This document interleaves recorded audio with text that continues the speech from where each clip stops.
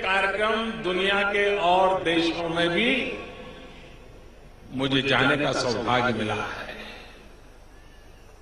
लेकिन आप सबने जिस बारीकी से बहुत माइन्यूट प्लान करके इस कार्यक्रम को बनाया है, मैं आपको सौ सलाम करता हूं।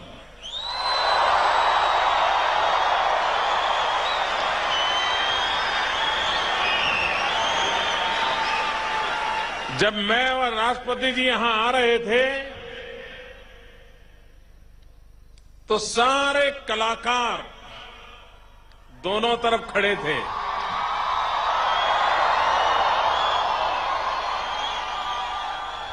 और मैं कलाकारों को देख करके देख रहा था कि जैसे पूरा हिंदुस्तान उमड़ पड़ा है।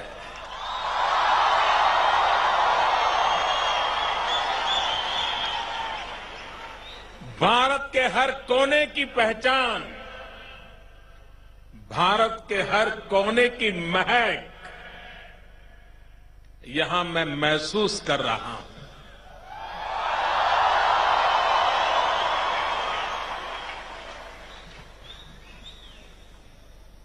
ये बात छोटी नहीं है। सदी पहले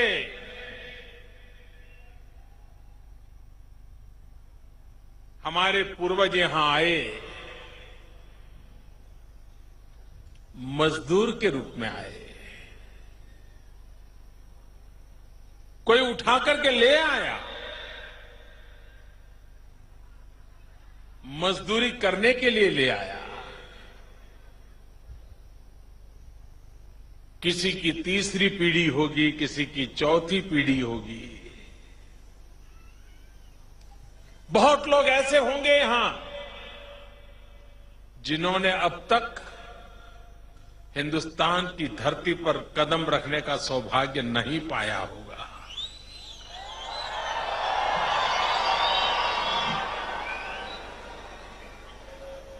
सुना होगा गंगा है, सुना होगा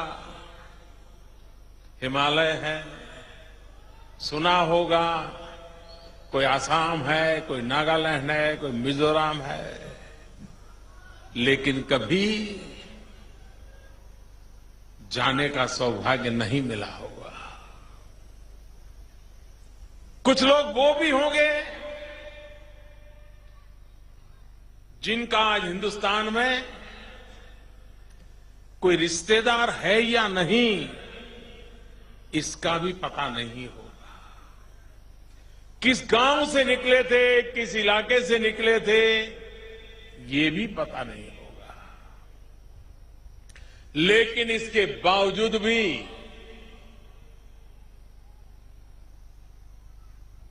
इतने लंबे समय तक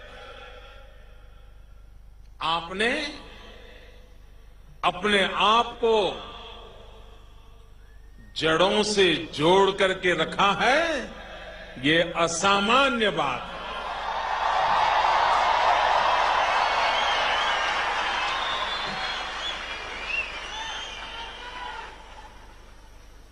हमारे पूर्वजों की उस विरासत,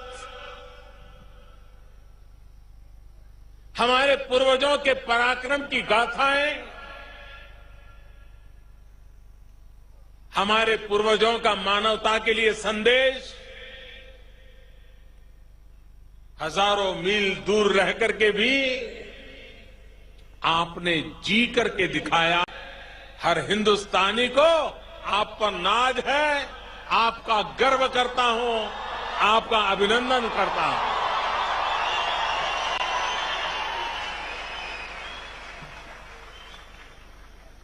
वरना आज घर में बच्चा मातृभाषा के सिवाय कोई भाषा में पढ़ना शुरू कर दें तो धीरे धीरे पूरा परिवार भी मातृभाषा छोड़ने लग जाता है। लेकिन आपने न छोड़ा है न छोड़ने दिया है।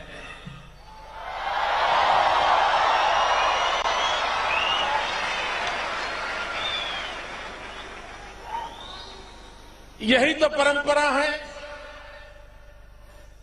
भाषा का ही तो बंधन है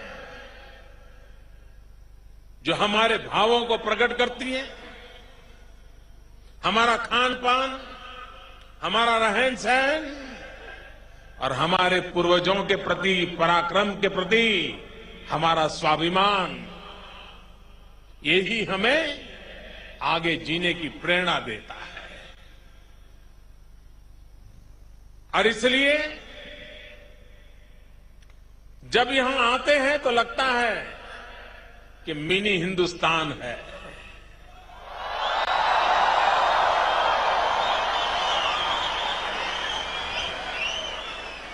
और आप वो लोग हैं जिन संस्कारों को लेकर के आप के पूर्वज यहां आए, आने का कारण कोई भी रहा हो,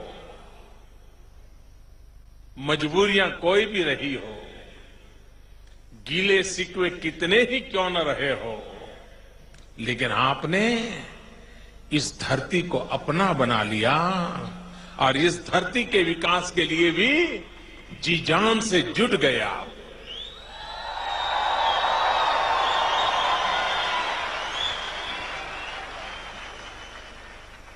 यहां का हर मूल नागरिक आपको अपना मानता है। आपके साथ कंधे से कंधा मिलाकर के वो इस देश की प्रगति में आपके हिस्से को गौरव से स्वीकार करता है, अभिनंदन करता है। पिछले दिनों भारत में इंडिया अफ्रीका समिट, अफ्रीका के सभी देश वहां आए, स्वयं राष्ट्रपति जी भी आए थे और उन्होंने उस दिन मुझे बड़ा आग्रह किया था कि मोदी जी, इस वर्ष के कैलेंडर में आपको मेरे यहां आना पड़ेगा।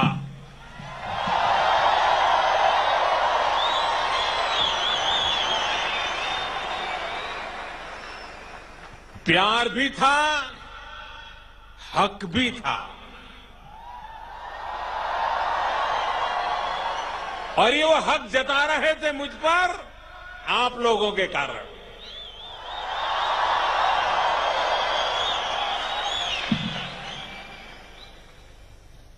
और इसलिए आज मैं आप सबके बीच में हूं।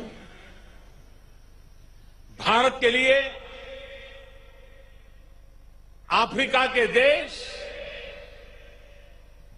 अत्यंत महत्वपूर्ण है। एक प्रकार से अफ्रीकन कंट्रीज और भारत की सुख दुख की यात्रा साथ साथ चली है।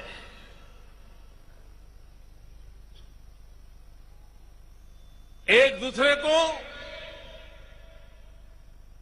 जोड़ने में हमारी ये सुख दुख की यात्रा हर बार नई ऊर्जा देती रही है, नई ताकत देती रही है। और भारत का भी प्रयास है अफ्रीका के सभी देशों के साथ भारत का घनिष्ठ संबंध हो, अटूट नाता हो और भारत और अफ्रीकन कंट्रीज एक दूसरे की शक्ति को पहचाने, एक दूसरे की आवश्यकताओं को पहचाने, एक दूसरे को मददरूप होने के रास्ते खोजे और कंधे से कंधा मिलाकर के नई ऊंचाइयों को प्राप्त करने के लिए कोई कसर न छोड़े, इस मकसद से हम आगे बढ़ रहे हैं।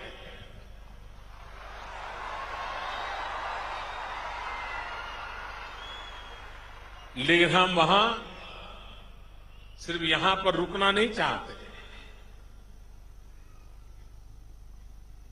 मेरा क्या, मुझे क्या, इस सीमित विचार से न हिंदुस्तान कभी चला है, न हिंदुस्तान कभी चलने के लिए सोच सकता है।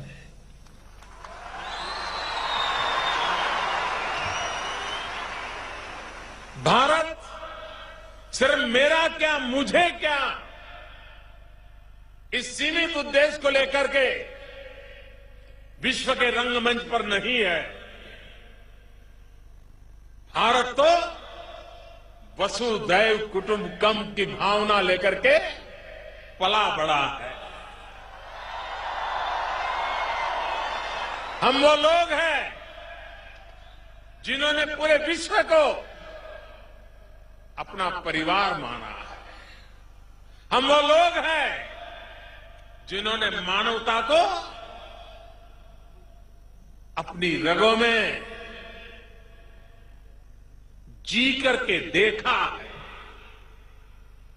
और इसलिए जब इंडिया अफ्रीका इन संबंधों को मजबूत बनाने की बात करते हैं, तब सिर्फ हमारी भलाई नहीं, हम मिल बैठ करके दुनिया की भलाई के लिए भी कुछ करें, ये भी इरादे लेकर के चल रहे हैं।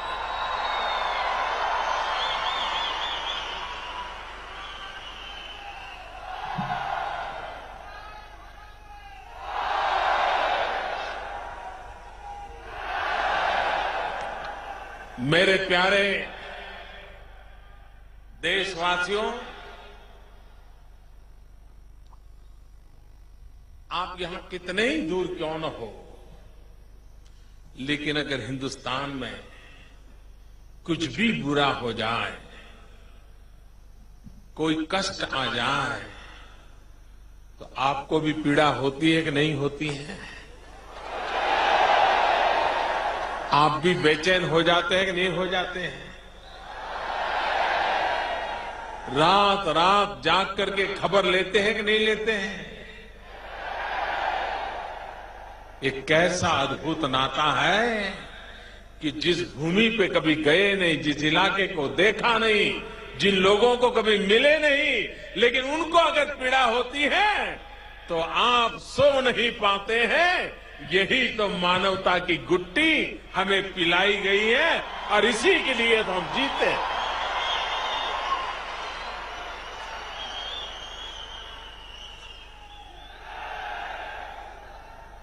और मेरे देश के गौरव, मेरे देश की आन बान शान जो आज मेरे सामने बैठी है,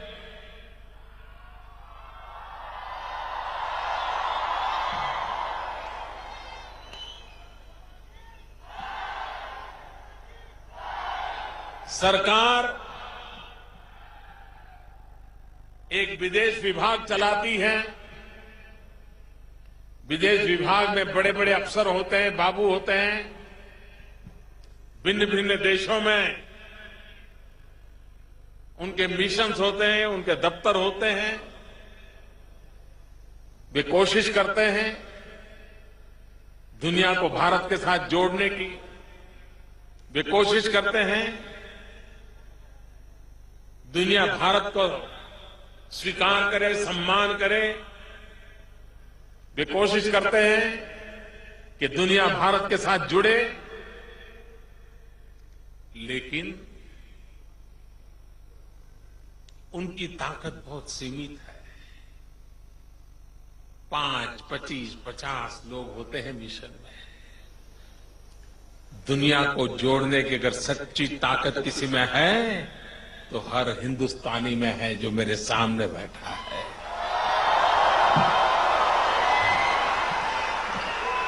हिंदुस्तान के सच्चे एम्बेसडर, हिंदुस्तान के सच्चे एम्बेसडर, हिंदुस्तान के पक्के एम्बेसडर अगर कोई है तो विश्व में फैले हुए मेरे भारतीय भाई बहन हैं।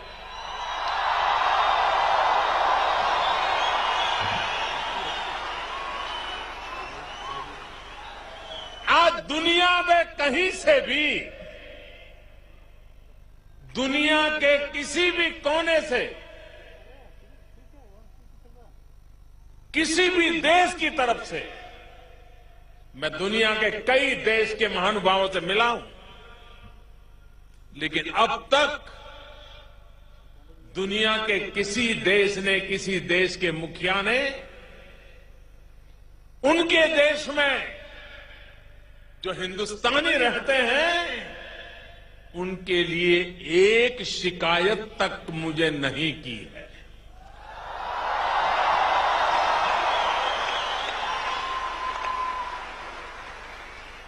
ऊपर से उल्टा वे हमेशा अपने देश में जो भारतीय समुदाय रहता है उसका गौरव गान करना कभी भूलते नहीं है।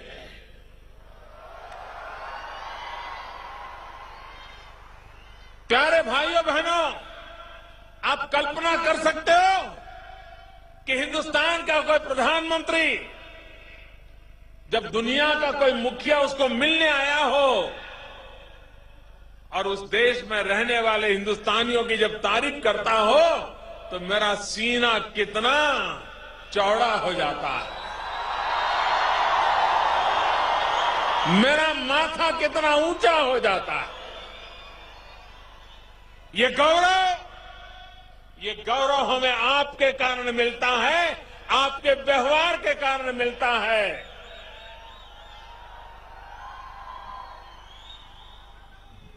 आपने भारत के उच्च मूल्यों को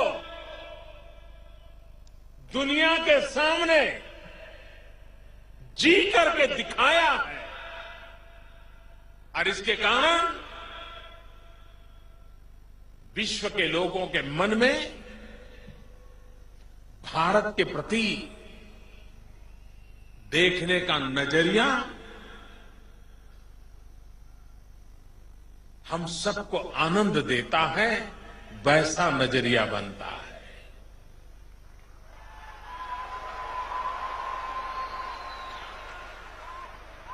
भारत में कुछ अच्छा हो,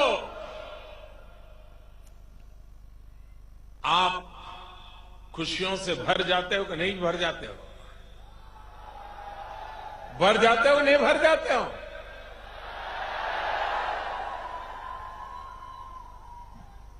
मैं गुजरात का मुख्यमंत्री था।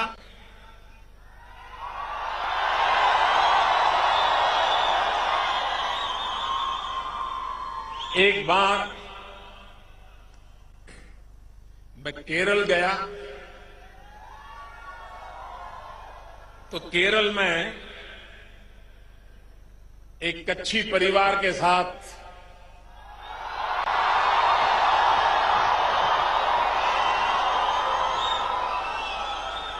मेरा भोजन था कछड़ो बारे मास।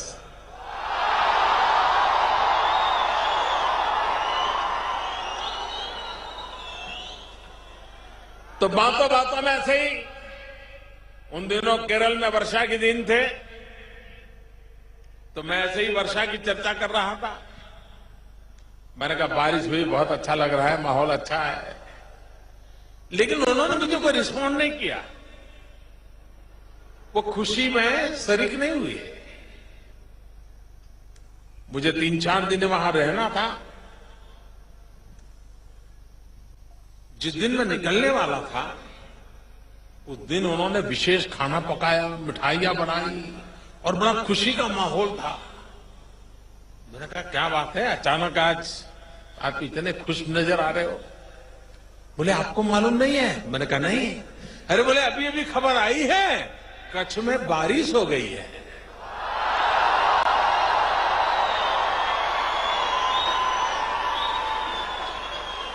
यानी वो केरल में रहते थे,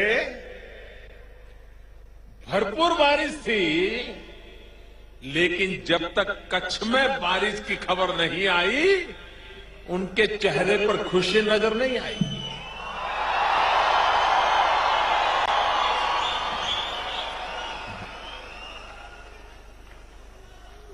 मनुष्य का स्वभाव है। हिंदुस्तान से जब भी अच्छी खबरें आपको सुनने को मिलती होगी, आपको खुशी होती है कि नहीं होती है? आनंद होता है कि नहीं होता है? मुझे बराबर याद है भाइयों, 2014 में जब भारत में लोकसभा के चुनाव चल रहे थे, नतीजे हिंदुस्तान में आ रहे थे, लेकिन टीवी रेडियो के सामने से आप लोग हट नहीं रहे थे।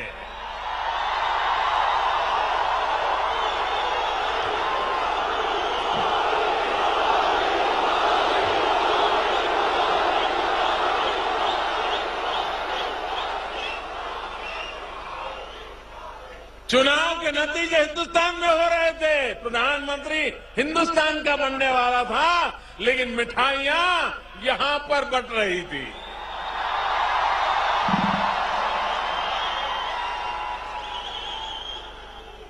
और मेरे प्यारे भाइयों बहनों, आज मैं बड़े गर्व के साथ, बड़ी नम्रता के साथ सर झुका करके आपके सामने निवेदन करना चाहता हूं कि 2 साल में इस सरकार ने एक के बाद एक वो कदम उठाए हैं कि विश्व भर में फैला हुआ हर हिंदुस्तानी गर्व कर सकता है।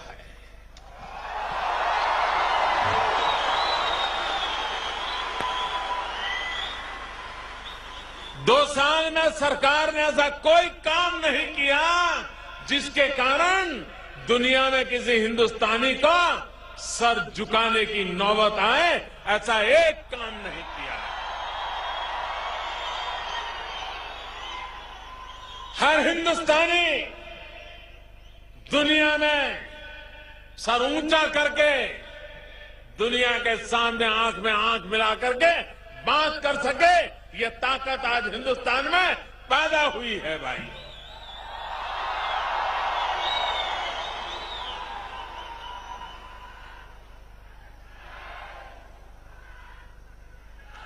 आज पूरा विश्व आर्थिक संकट से गुजर रहा है। चारों तरफ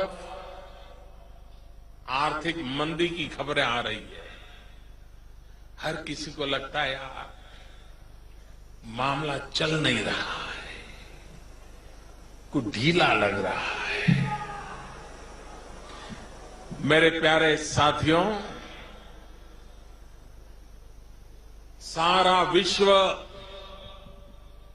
आर्थिक मंदी से गुजर रहा है। लगातार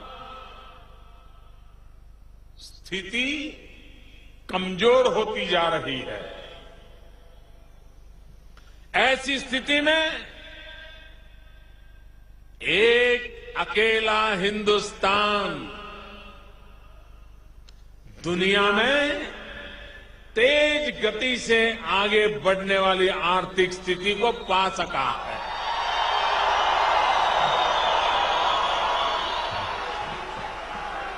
चाहे वर्ल्ड बैंक हो, चाहे आईएमएफ हो, चाहे दुनिया की क्रेडिट रेटिंग एजेंसीज हो, एक स्वर से कह रहे हैं कि आज विश्व की अर्थरचना में अगर कोई ब्राइट स्पॉट है तो उसका नाम है हिंदुस्तान।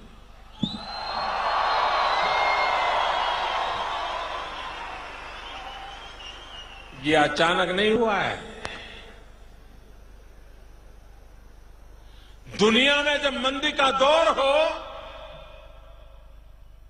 और हिंदुस्तान में भी एक तो नई नई सरकार आई हो, और आपको पता है 2014 में मोदी के लिए क्या कहा जाता था?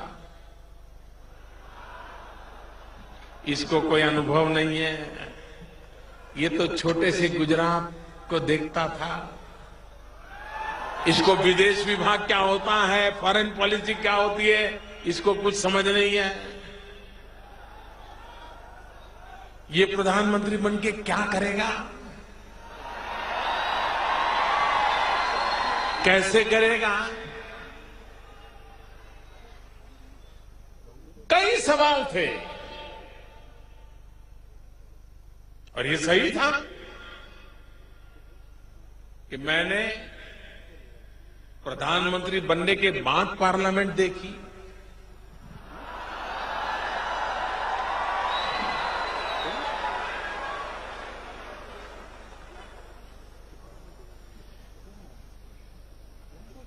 मेरी तो पूरी जिंदगी जनसभा में गई, लोकसभा मेरे लिए नहीं थी।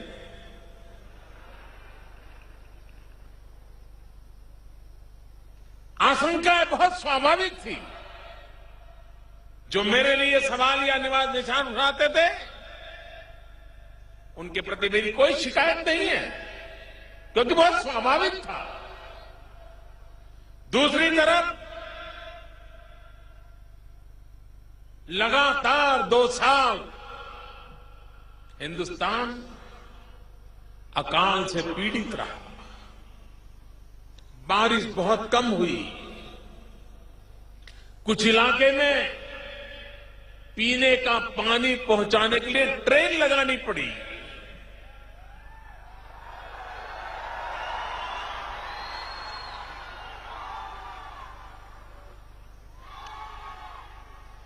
ईश्वर भी हर पल मेरी कसौटी करता ही रहता है। और उसको भी लगता होगा ठीक है, ये ठीक है, जरा इसी की करो।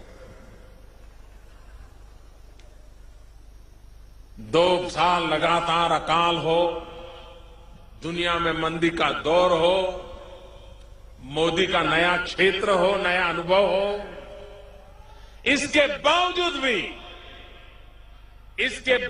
भी 7.6% ग्रोथ रेट, जो अर्थनीति को जानते हैं वे इसका गर्व कर सकते हैं भाई। लेकिन हम यहां रुकने वाले नहीं हैं। अभी और आगे बढ़ाना है, और ऊंचे देश को ले जाना है, और इरादा है 8% तक पहुंचना है।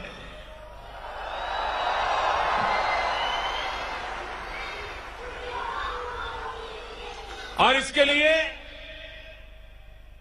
सुविचारित रूप से एक के बाद एक योजनाएं बनाई। कभी कभार भारत में सरकारों की पहचान कोई एक नई चीज घोषित कर दे, उसके साथ जुड़ जाती थी। जो घोषित किया उसका क्या हुआ, कुछ लाभ हुआ कि नहीं हुआ, जो घोषित किया था वो लागू हुआ कि नहीं हुआ, ये देखने की किसी को फुर्सत ही नहीं थी। एक बार घोषित कर दिया, हो हल्ला हो गया, जय जयकार हो गया, गाड़ी चल जाती थी, तब तक अगले चुनाव आ जाते थे।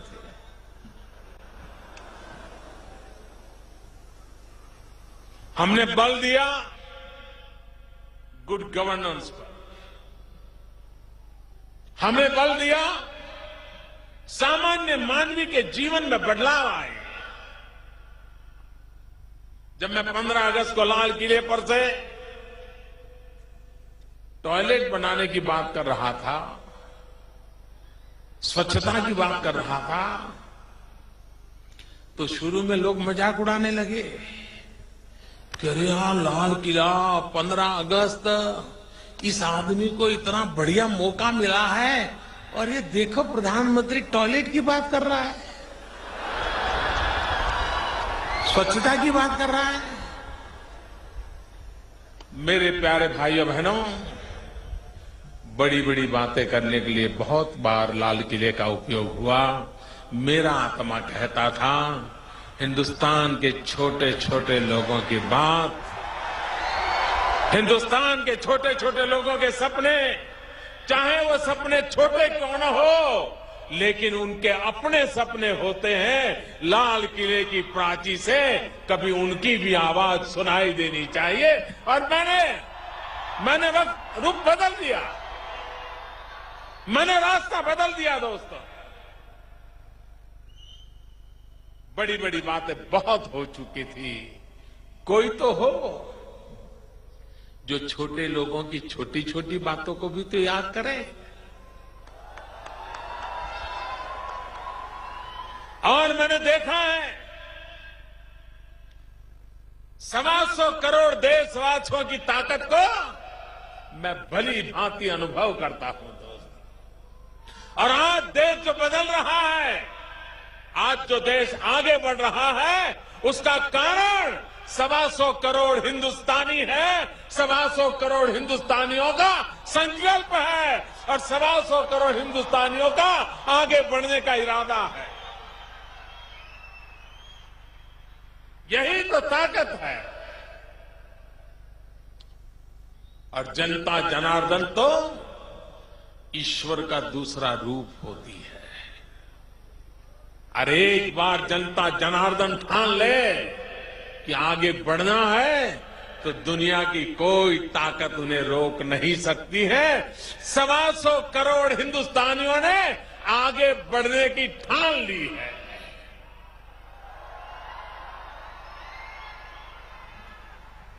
अब हिंदुस्तानी मुसीबतों की गिनती कर करके सर पे हाथ रख करके सोने के इरादा नहीं रखता। अब हिंदुस्तानी मुसीबतों को पार करके नई ऊंचाइयों पर पहुंचने के संकल्प लेकर के आगे बढ़ने के लिए अपनी जिम्मेवारियों को बखूबी निभाने का प्रयास कर रहा है। और यही मेरा सौभाग्य है। और जब देश की जनता इतना काम करती हो तो मुझे भी तो दौड़ने का मजा आता है, मुझे भी ज्यादा काम करने का मजा आता है। भाइयों बहनों, समय सीमा में स्कूल में टॉयलेट बनाना यानी बनाना, ऐसा नहीं चलो यार योजना बनाओ देखेंगे कब तक होगा कैसे होगा, नहीं। अगर ये काम 100 दिन में करना है मतलब पूरा करना है, अगर ये काम 1000 दिन में पूरा करना है तो करना है। होती है, चलती है, आएंगे, देखेंगे, करेंगे, सुना है, सुनेंगे, सुनाएंगे, क्या यही चलता रहेगा क्या?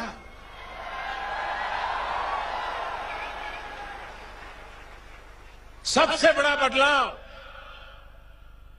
निर्धारित समय में काम को पूरा करने का और उसका भी जनता जनार्दन को हिसाब देना। मैं एक छोटी सी बात बताता हूं। मैं नहीं जानता हूं आप में से कितने लोग हैं जो मोबाइल फोन पे नरेंद्र मोदी ऐप डाउनलोड किया हुआ है।